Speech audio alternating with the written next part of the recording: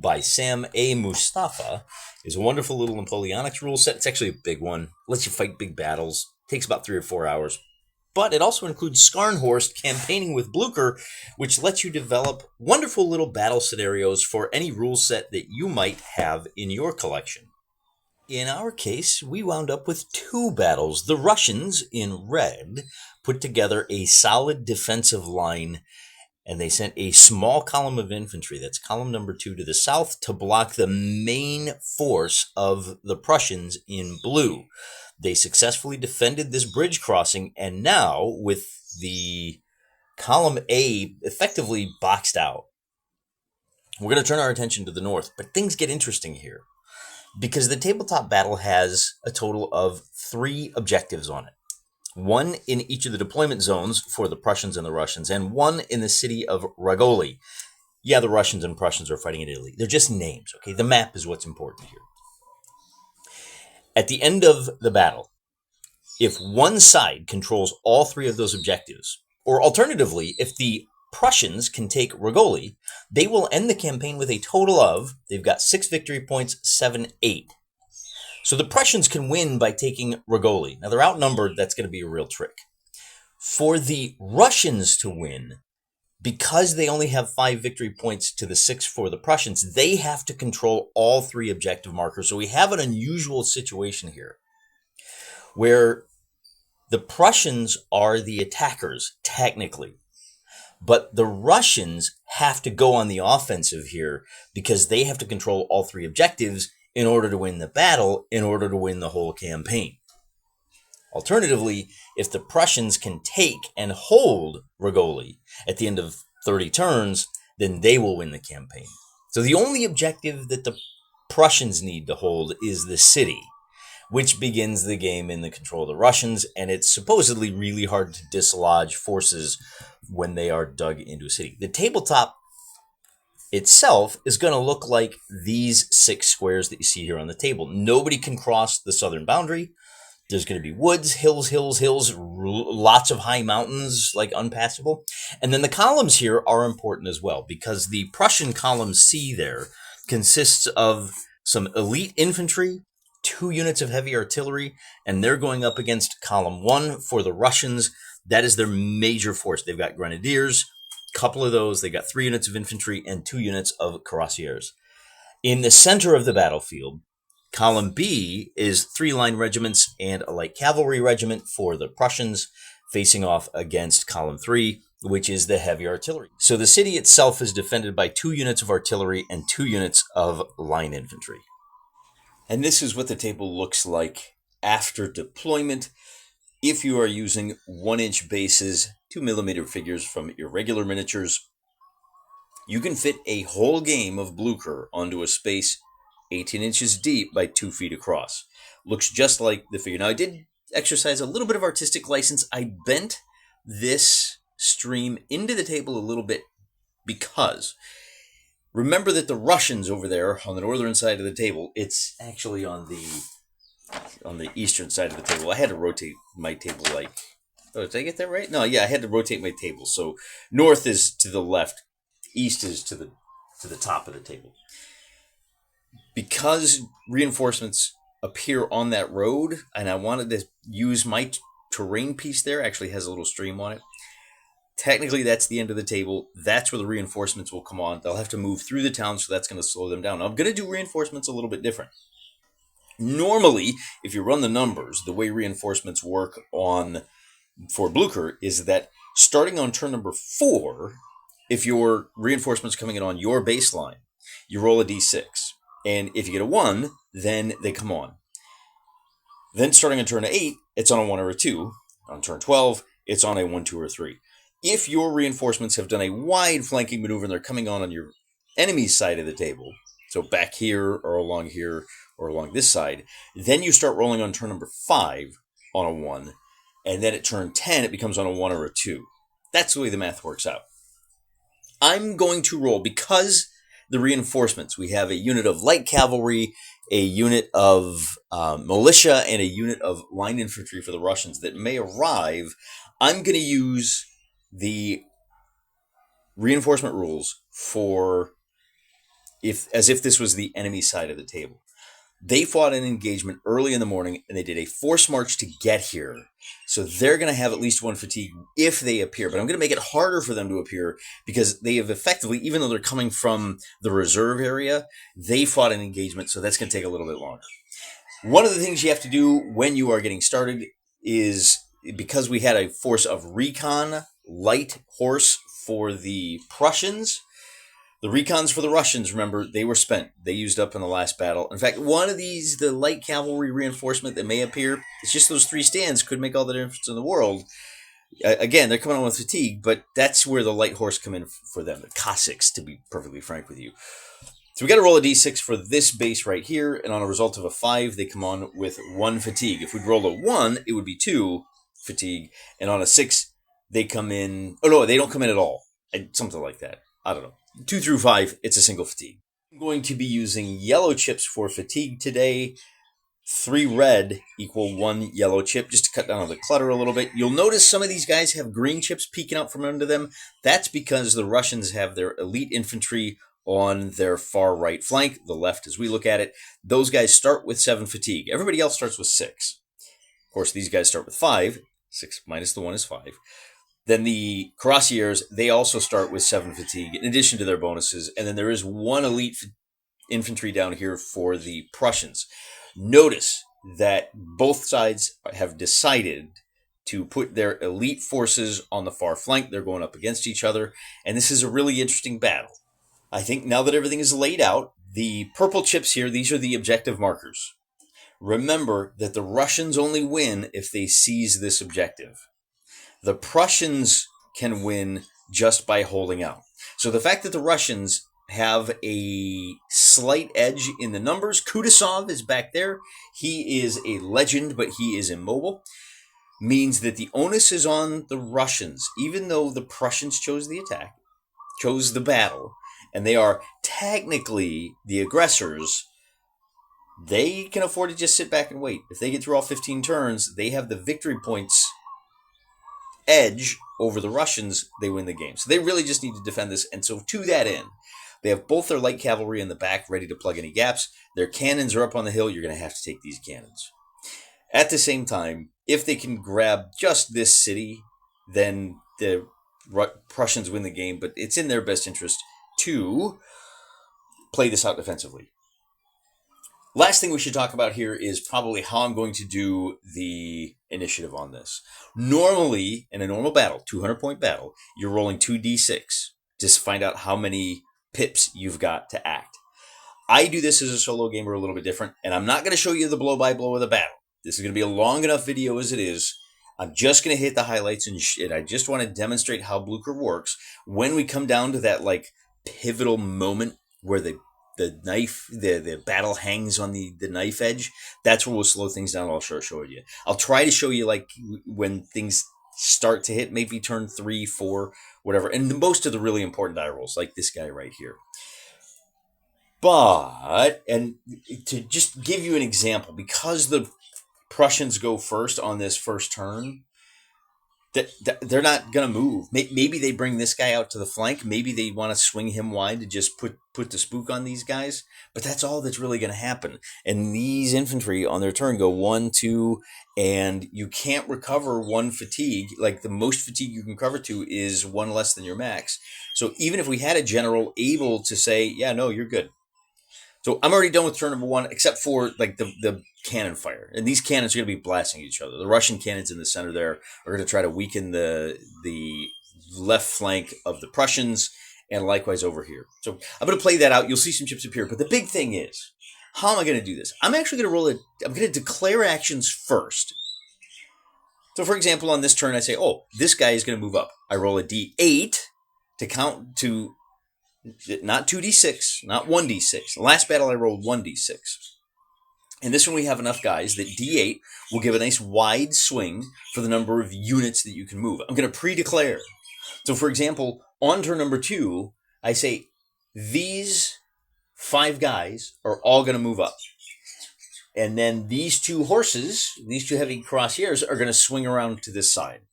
Then I roll the d8. And if I get a 1 through 5, this is all that happens. If I get a 6, or then one of these guys can move up, and on a 7, the other guy can move up. And then, of course, this guy, I don't know, maybe we move him up. I can declare that later if I want to. But that's functionally how the game is going to operate for me. Pre-declare in the order you want them to occur. Roll the d8 to find out where on that list you stop. It's basically the same. It's a bit of a kludge, but again, we're fighting 2/3 of a battle. So I feel comfortable that that's fair to both sides and keeps the game interesting while adhering to the spirit of the rules, if not the letter. After 4 turns of gunnery duel, it turns out the Prussians, although statistically their cannons aren't quite as good as the Prussians, they're really getting the best of it. They've done a total of 7 fatigue to the Prussians to just 5 for the Prussians. The Prussians have kind of softened up this elite. They really need to soak him. They're trying to take care of this right wing so that these guys, these elite Prussians, can swing wide and really make a difference here in the center. It's just not turning out that way. All right, so as an example here, the only real movement that the Prussians have, they may want to move up here a little bit to put some more pressure. So we've got 1, 2, and then 3 guys we want to move. Actually, I want to move 1, 2, and then 3. So if I roll a 1 or a 2, that's going to be a real problem. So as you can see, I rolled a 1, and that means these guys move up to there, and that's going to end it for them, right? So that's all the movement for the Prussians. But their artillery on this 3rd firing turn, they still get to roll 5 dice, and they're just going to shoot the units that are directly ahead of them. These are heavy artillery. They are not firing at long range. So even though they're firing at long range, they get to roll some pretty impressive dice. They're going to be hitting on 6s. So the red are shooting at the elite. And I guess, well, we can't really fire at both. We may want to soften this unit up, because I think this whole side is going to crumble here in a little bit. Let's just try to eliminate 1 or 2 units. Remember that morale is a thing. Because Kutuzov is a legend, the Russians can soak 4 stands and continue to fight. They have 8 on the table right now. It's 8 units of infantry and cavalry. If 4 of those leave the table, then the battle is over. The Prussians have won.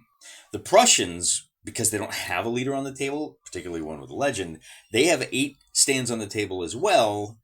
Problem is, their magic number is only a 1/3. And I think that you count fractions. So if they take 3 casualties, if these 3 guys get shot off the table, the game is over and the Russians have won the battle. They'll be able to, the Prussians have to retreat. The Russians will just take this by default. That'll be the end. But let's see if we can eliminate the first. I'm going to roll 5 red dice for the left and 5 blue dice for the right.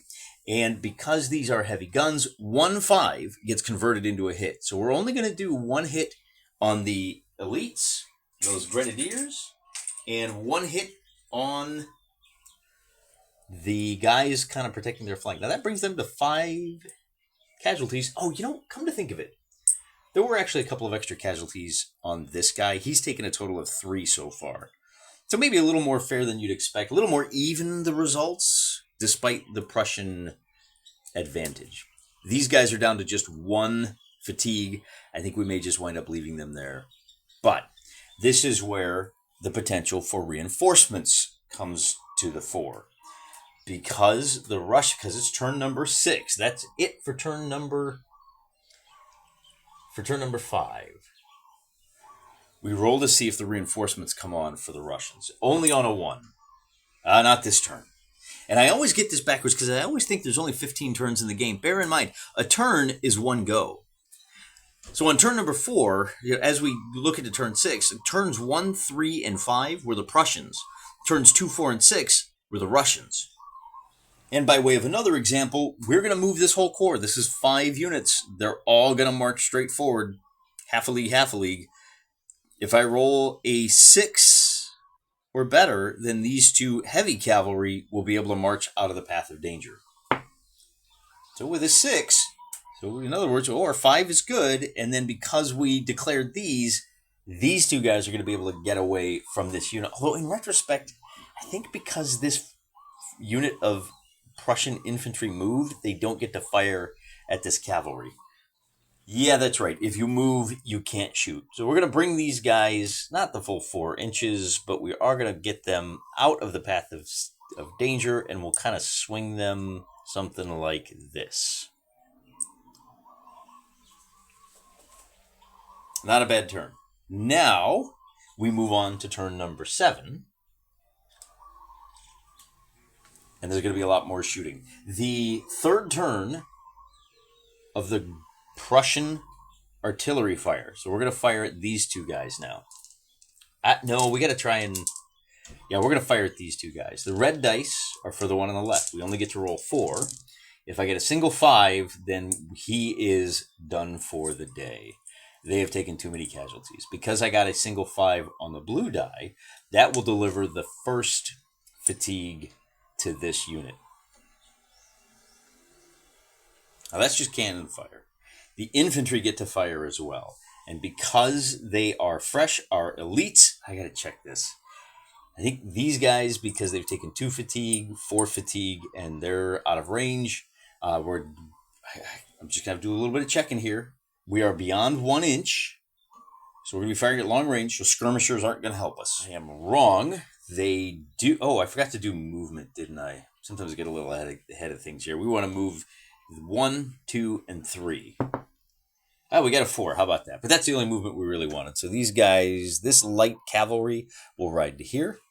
This light cavalry will ride out to here. Remember, they are fatigued. We'll move them the 4 inches. And then these guys are just going to pivot like so. So they're going to have a little bit of help when they get charged by that cavalry if the momentum dice come up right. All right, movement, we did artillery, and then we still have some shooting to do.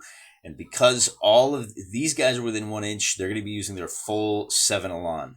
These guys are going to be firing at 4, and these guys are going to be firing at, look at that, 4 fatigue. They're only going to have 2. So I'm going to fire 6 shots. Well, let me fire 4. Let's work our way from right to left.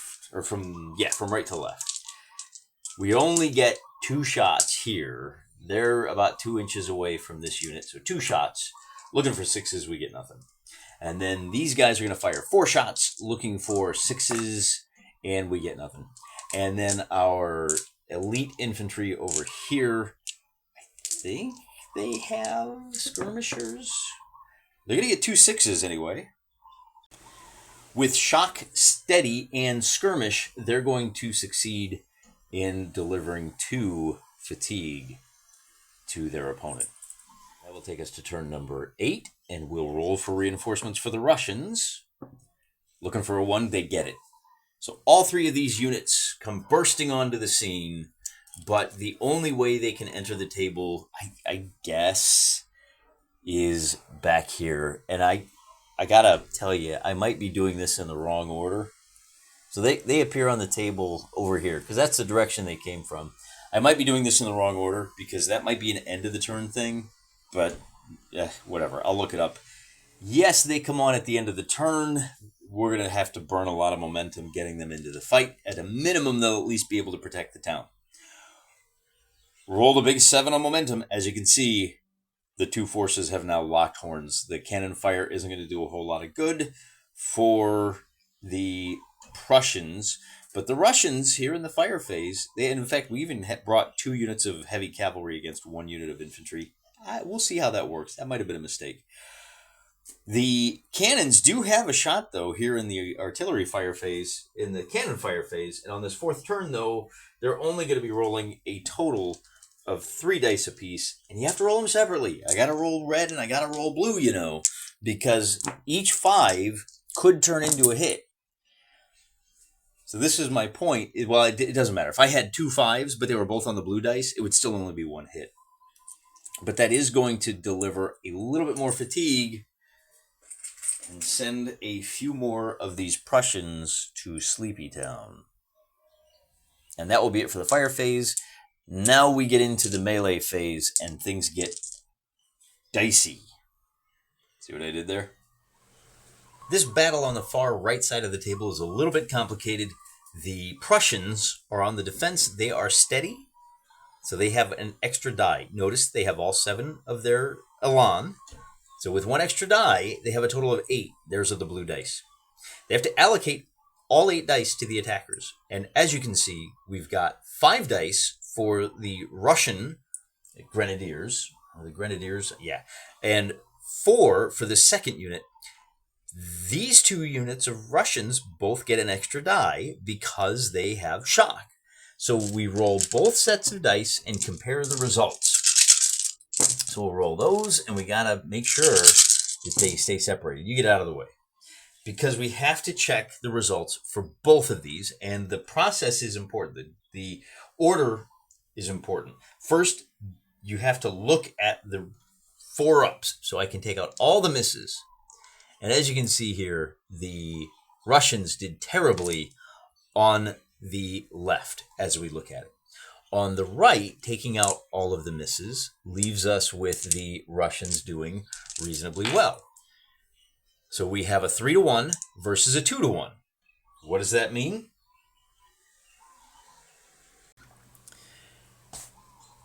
This is how it works when a single attacker is attacking multiple defenders. But when you have multiple attackers fighting a single defender, Hasdrubal, I know you were itching. Hopefully you held off on the comments down there. So this is what actually happens. You just pool all of the blue dice together. But because they both have shock, that gives you the bonus of 2 dice. As you can see, the defender has lost this fight.